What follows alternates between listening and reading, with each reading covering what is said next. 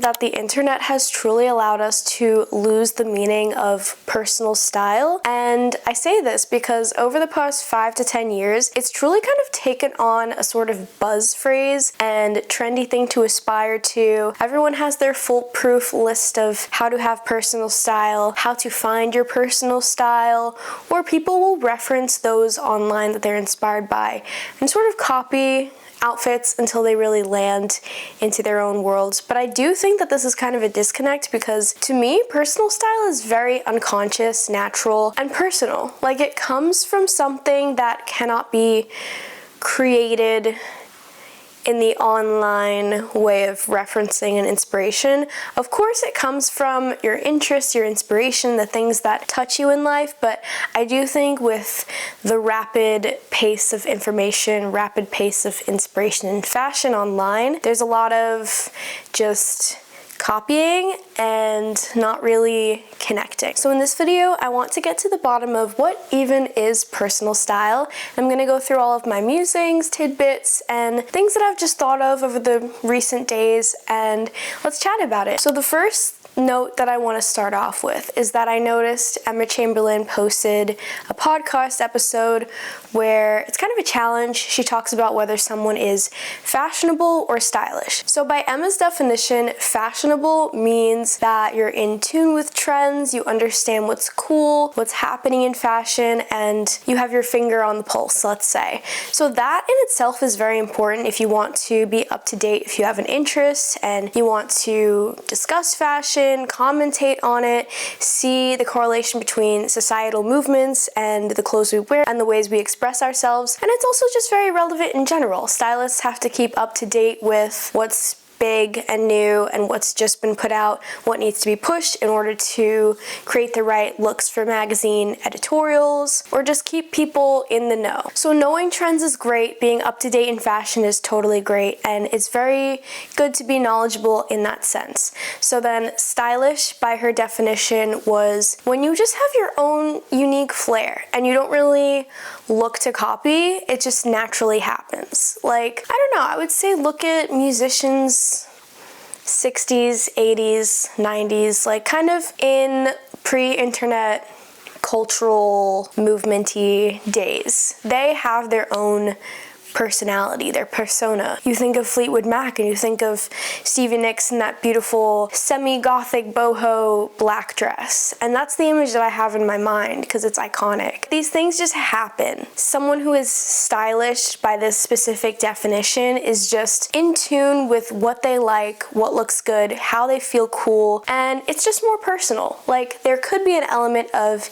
seeing what's trendy and being inspired by what's in, but they're not following trends to the point where it's like a caricature of what's happening in society at the moment, because there really needs to be something personal. And that's going to be such a repetitive word, but it's so true. Both have merit. Fashionable has merit, stylish has merit, but the thing is you're not dependent on these trends. You can easily pick up a few things that you really, really resonate with, but you just have to trust your gut and know what you actually like and not what you think is really cool on someone else and that you have to do because you really love how they are. That might not be you. Like you might love someone else's outfit, but you know what you like, and maybe it's not that on you, but you can admire it. Next, I've kind of hinted at this already, but I believe that personal style cannot be achieved by trying to achieve personal style. And what I mean by that is that it's really unconscious. You never know when it's happening. It could either be the limitations of your wardrobe, putting on an outfit one day when you're rushing out the door because you're seeing what you already have and what would look good, and then you can land on something, you're like, oh my god, I love this. And you don't have to go online and be like, oh, no one's really done this before. Is this cool? Do people like this? You put it on out of your closet and you said, wow, I look good in this, and that's all you need. That's all it is. Another unconscious moment was I had a leather strap belt, and I've loved to mention this in videos, so maybe I'll stop once I've said it too many times, but my grandma gave me a coat and she gave me the leather strap of another coat that she had so that I could just makeshift make a belt out of the coat that she gave me that doesn't have a belt. And so I've just had this leather strap belt around, and I put on a pair of jeans to go to the movies one night and randomly just tied it in through the loops as if it was a belt, and I was like, oh my god, this is cool, I like this. this. And it didn't come from me looking at someone online and being like, how did they make that really cool belt? It just really came from, oh, I have this lying around in my room. What can I do with it? I want a belt.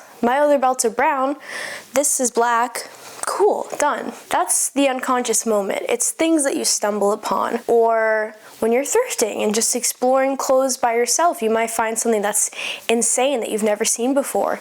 Like, you don't have to feel like it has to be cool. Like, you might have just seen it and just been like, wow, that is interesting, and it struck you. Again, also with the things that you're interested in. These things inspire you. You might really love the 60s. You might love just a kind of boho inspired world, or you might like the mod kind of world, and it's just what you like and pick up and what sticks in your brain. I think when you like things and you're inspired by things, the way they become personal is when you remember them without having to reference them. So you can see these things that you like, and then your brain will really keep them in here so that when you're shopping, styling, doing whatever, the unconscious kind of memories will inform what you're gonna put on. And then it kind of becomes you, because you might not remember why you liked that. It might not be a perfectly saved, documented moment. It just kind of morphs into your brain and you just absorb it in a very natural way. I've been watching and listening to Bella Freud's Fashion Neurosis podcast. The point of it is that she's bringing on these really incredible, iconic figures of culture and today's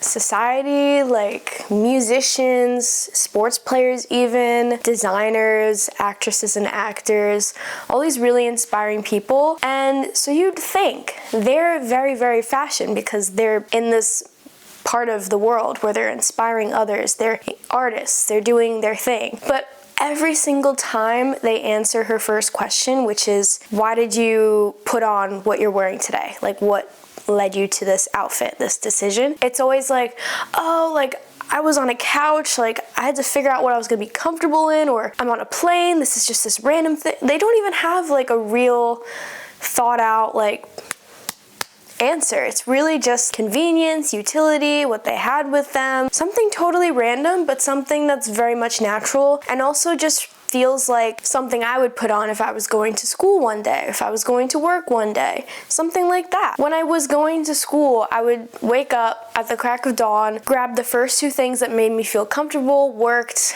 and was done. Like, it wasn't this whole charade. And so the fact that you can expect really artistically inspiring people to just throw on what they have means that, I don't know, you look at these people like they have insane personal style, and yet it's really an unconscious, random moment of time. So it's interesting just to think about that. We think that these fashionable, artistic, inspiring people are going to be like putting every single aspect of their brains into every single fashionable decision they make, but they might just be throwing something random on, and then you won't know that they're just putting something random on. You'll think that it has to do with what they want to say, like something really deep, something really put together, something stylized, sculptural, something. But really, it's just them. It's just who they are that makes it so cool and inspiring. And I think that's some food for thought, because it's like, you could have like a signature look, you know? You might put the same pair of jeans and sneakers on like a couple days a week, and it might just be your little character version of yourself. These people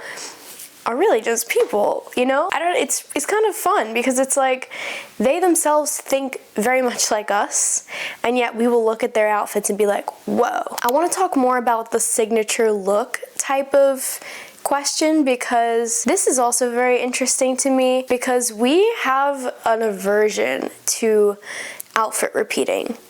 I've gotten over it because I've started to really realize that the pieces that I have that I wear the most frequently, like almost every single day, are because I love them so much and I just treasure them. And I learned to look at them as this beautiful, new, amazing thing that I'm putting on me, even if it is like something I've been wearing every single day in a year, you know? But there are so many icons, celebrities, artists, musicians that will wear the same outfit every day of their life. That's their look. They have 10 of the same outfit ready. They wear one single outfit, And we look at that as like, whoa, that's iconic, that's their signature look. And then we look at ourselves outfit repeating, we're like, ooh, outfit repeating. There's something to be said about embracing an outfit repeat situation, because that is your personal style. That's the treasured pieces that you just gravitate towards every single time because you love them and they're just like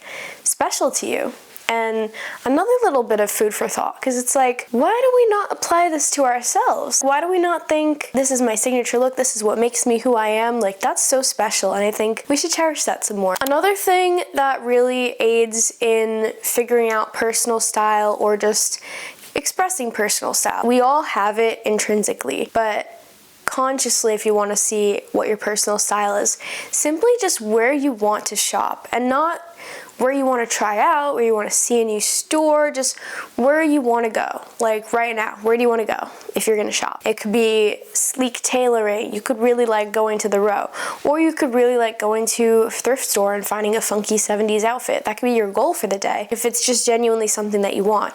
It really just has to be honest and genuine, but simply just knowing if you were going on a shopping day where you would walk to first is really just an expression of your personal style, because what you're going to find in that store is just what your brain connects to, and focusing on just what you like in general is going to lead you to the right place because you like it and you just naturally gravitate towards it. You know, the best part about personal style is that unless you're really copying absolutely everything you see, which I don't think anyone does that. I think that you can get wrapped up in a moment of following too many trends to the point where you don't see yourself, or you might just not do it at all. But I don't think anyone's really copying every single trend to a T. We all have our own bits and pieces, unique moments in our wardrobe, just whatever. But unless you are this like copy robot, we all already have personal style. And it's really just a matter of embracing ourselves and embracing what we want to wear, what we want to be, what we want to do, who we are. And it's as simple as that. As simple and as cheesy as that. It's literally just be yourself. And it's so funny to say, but it literally is that. And I would say that even people who don't care about fashion at all, they also have personal style. My little brother wears sweatpants, Air Forces, a hoodie that he likes, and he has a favorite kiosk of t-shirts at JCPenney. And that's his curated world. He likes that. And it's not fashion because it's not trying to be fashion, but it's just personal. That's what he likes. That's what he wants to wear. It's just his personal style, and not something he tried to do. He's not, what's my personal style? Not at all. He's just wearing the things he likes, the things that are comfortable. I will say the Air Force Ones are probably the most thought out part of the outfit, but yeah, it's really just simple, very simple, casual, like comfortable, nothing to it. And it really does require less thought, less copying, less referencing. Inspiration is great, of course, but not copying. And if you have no idea where to start, my solution is turn off your phone, play with your closet for 3 hours or so.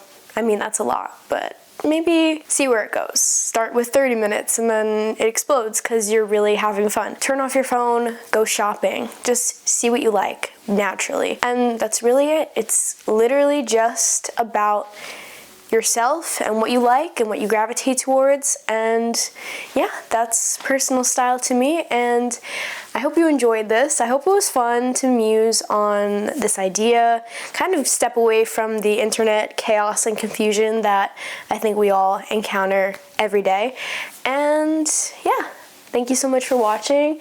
If you want to see more of my outfits, my editorial styling and photography, my Instagram and TikTok are linked down below. I've actually started posting on TikTok, and yeah, so hope you enjoyed. Thank you so much yet again for watching, and I will see you next time.